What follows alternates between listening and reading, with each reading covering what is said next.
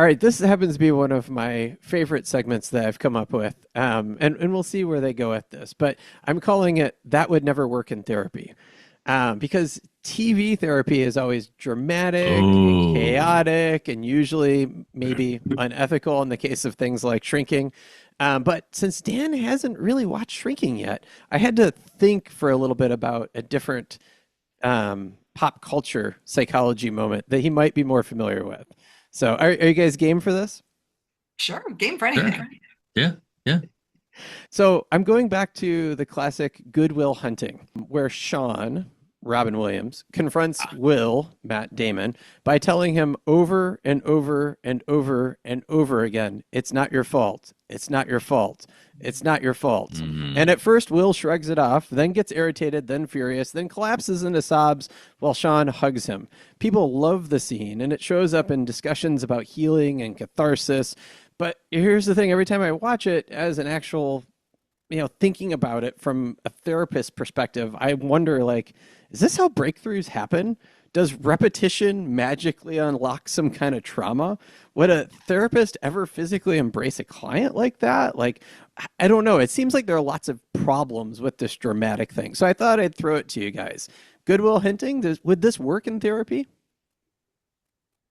I mean, there are so working backwards. If a client breaks down, I'm going to offer them a box of tissues if I'm in the room with them. I can say that I've never hugged a crying client in 35 years of doing psychotherapy. It just and I don't tend to think of it as a therapeutic thing to do. I think that's a friend thing to do or a family member thing to do. A therapist, I think, should maintain that distance, and I would never embrace someone who is going through something difficult or make physical contact like that. It just doesn't seem for me to be clinically appropriate. Now, as far as the repetition, there are times when I've used repetition, and I don't remember that scene because I did see it like when it was in the theaters, which is like, I don't know, 30 something years ago. Um, so now I got to go back and look at it again.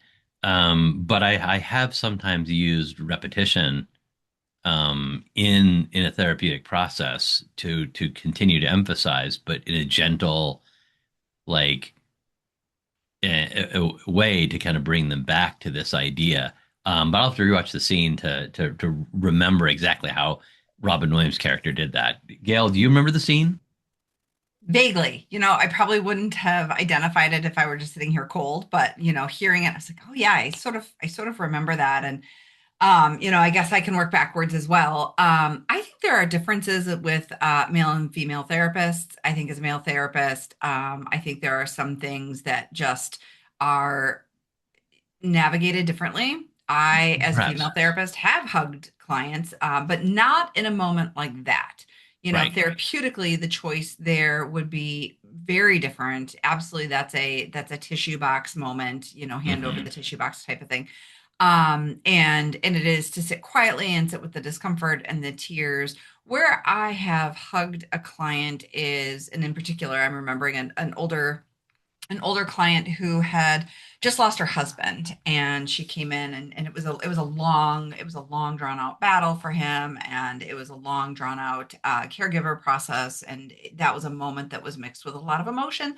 We spent an hour talking about it, and then at the end of the session, she asked if she could have a hug. This is a grieving widow, Hmm. Hmm. and it wasn't in the moment of all of the feels. It was a way to like wrap up the feels and end the Hmm. session and acknowledge the grief and acknowledge her widowhood, which felt different. It was therapeutic in a Hmm. different way, Sure. rather than here, let me make you feel better. It was more of a gesture of connection. I don't know. So I'm often very thoughtful. I do think as a female therapist, people feel more free to ask me for a hug than they would a male therapist as well. I, I I've been In those asked a things. number of times for a hug, Have and you? I have, and I generally decline with a I'm very sorry. I just don't I don't I'm not a big hugger, and I don't Mhm. really, which is also kind of true outside of family members. But but I'm kind of I like try to maintain that. I will say there have been a number of times someone has as I'm because I'll open the door and they've given me a hug, Yeah. and my reaction is so strong to kind of immediately like tight like Yes. tense Mhm. up that they Mhm. that everyone who's ever given me a hug impromptu like that has then apologized to me and said, "Oh gosh, I'm sorry." I'm like, "No, no, no, it's fine. I'm not I just don't I'm not a really huggy person. I prefer not to Yeah. and they're like, "Oh, I'm sorry." I'm like, "No, it's fine. It's fine. It's fine." Yeah. But that certainly have had that experience a number of times of like Mhm. so Yeah. Yeah, and I think it's interesting and as there the longevity of like the existence of this thing that we call therapy, right? Like I think hmm hugging has kind of come and gone in different modalities and thought about differently. And so I mean it's certainly not a universal hard and fast rule across right. therapists, right? So I think that's where maybe I hold that a little bit flexible. Um, so that being said, I in that moment I would not have thought of Mm-mm. hugging as a therapeutic intervention. No. That would cross that boundary for me. But I have used that idea of repetition, Michael. I totally understand as kind of a layperson watching this, not believing that that would be useful and like why the hell would that help? But Mhm. when you're sitting in the therapy room and, someone is not hearing what you're trying to therapeutically convey, sometimes just lowering your voice, slowing your cadence, and repeating Mhm. yourself really helps to just drive it home Yeah. and then drive it home and drive it Mhm. home. And No, using that has been really effective. right. Like, and I've said to people with apologies for the cliche phrase, I just can't remember ever a different one off the top of my head. How did you feel about that? And then they kind of Yeah. went into a long explanation, and I sat and looked, but how did you feel? And again, another explanation. How did you feel? And eventually getting down to what a feeling is, which is usually one word. And that often brings out a lot of emotion when they get to that, because that repetition of, okay, but how do you feel? I'm saying to them, that's not a feeling, it's a thought without saying it and continuing to press on that, like Mhm. eventually gets them to the feeling and often loosens up something.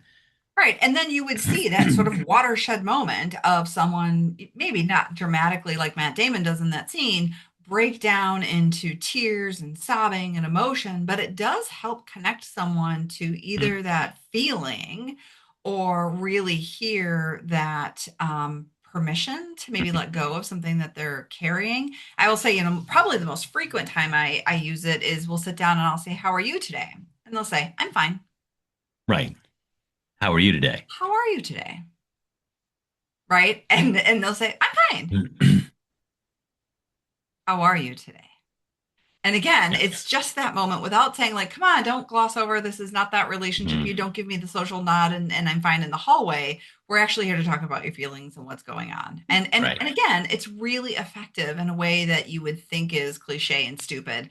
But I think it just catches people's attention and they actually start to listen to their therapist. They hear Right. them. But and now the other question that you sort of asked, Michael, I think, I don't remember you asked it quite this explicitly, but you mentioned catharsis Mm. and the role of this moment of like intense, oh, I get, Right. and in movies and TV, that moment is like the like moment where the person finally gets it, and then everything, cue montage scene and everything gets better. But the reality is that moment, I think it's a little bit gets a lot bit overplayed. That's not where therapy. That's not the goal of therapy. Is to have that momentary like flash of I've gotten it, and the catharsis. That's the beginning of the work where the person Or gets it a and dot in the dot to dots that make up the yes, whole yes, image, right? It's just right, one stop along the way because we have other stops we need to make. I totally agree. And actually, hmm interestingly enough, the people will talk about, whoa, that was such a cathartic moment, and I screamed and I felt so much better, or whatever it was. But catharsis as a therapy has been debunked. It's not Yeah. effective. Just expressing the emotion isn't enough. You have to Hmm. do the work. You have to work it through. You have to come to a new place with it. And it's often, again, it's more than one thing. So people who want to just come in and vent and be pissy about the thing, have the emotion and then walk away, that's not the depth, and that's No. not what we're here for. We're not here to create a cathartic moment, or for you to use pillows to beat on the bed, and then Hmm. there everything is going to be fine. No, whatever brought up that intensity is still being carried with you. We need to unpack that a little bit more. Just Right. doing that Right. thing and expressing that level of physicality or intensity doesn't fix the thing. Hmm. Do you find people coming to your office with that expectation though Yeah, of wait sometimes. expecting catharsis and like waiting for that like Goodwill Hunting moment? Sometimes that's what they're looking for, or they will come in and identify that in their personal life and say, like, I had this like aha Aha. moment, or this cathartic moment, and like everything makes sense. I wasn't necessarily there for it, but then a lot of times they feel like, yeah, I'm done, and I'm thinking, well, there's maybe more. You've come Right. to a conclusion along the journey. And this is where we now get to start processing feelings and Mhm. discussing how that is impacting your life today and what you want to do differently, and all of the work of therapy, which is usually a follow the aha moment, maybe the precursor to the work.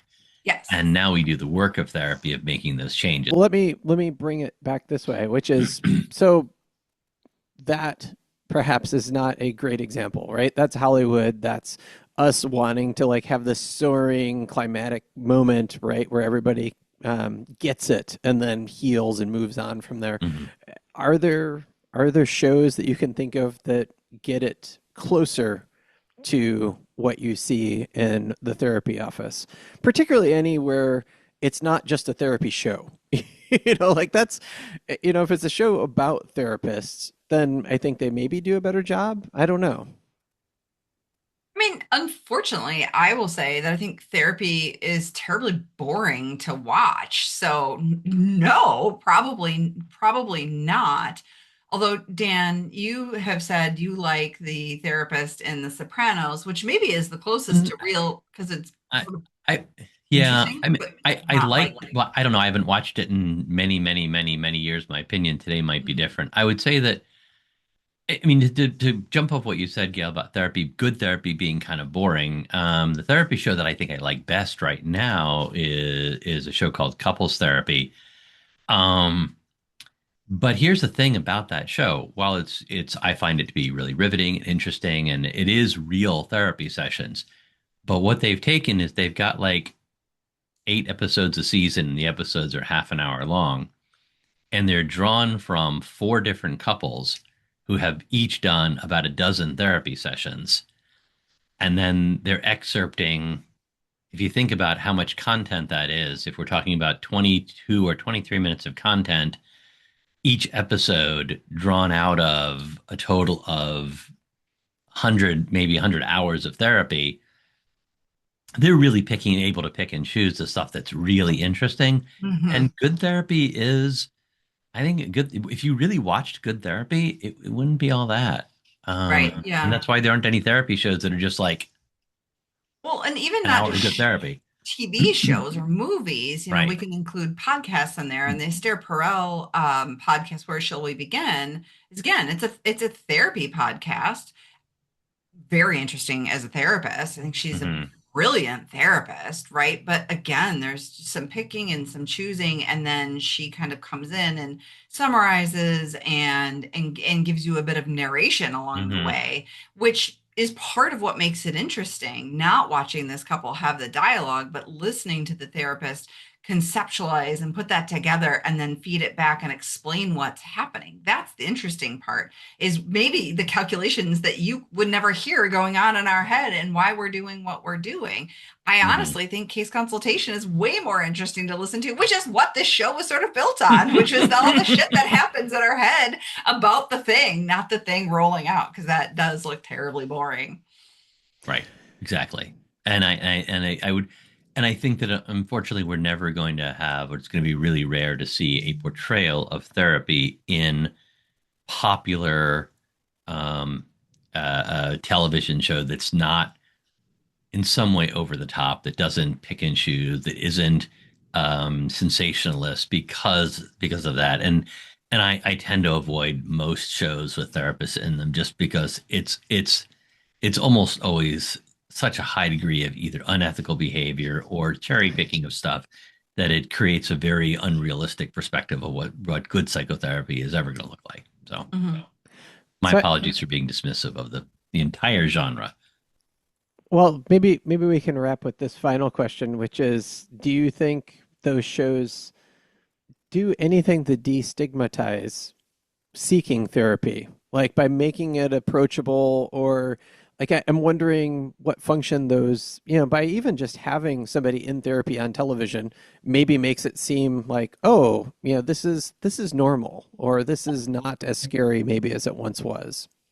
Know about that, but I mean, I think there is that art imitates life, life imitates art type of thing. Like which comes first? If you hearken back to the olden days of television and you think about, oh, I had his name in my head a minute ago, Bob Newhart, when he was doing the show where he was a psychiatrist. I mean, really, they painted the clients as a little, I want to say, like unhinged, a little, kind of out there. They were colorful, right? And had kind of big issues being brought into the therapy room in a way that now I think the betrayal is, if you think about, something like Shrinking, you have, a veteran with PTSD coming in and he is struggling with relationships with his father. Like, yes, he's colorful in the sense that he's got a lot of behaviors that go with that.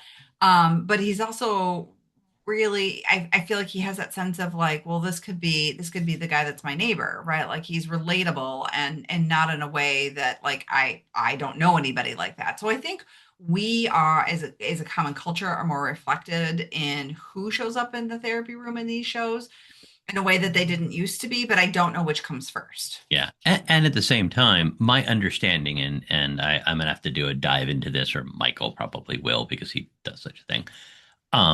My understanding is that the Bob Newhart show, which was what is that, the 70s, Mhm. did a lot for destigmatizing mental health, even though the characters in the show and the people who were seeking his help were often caricatures to some degree.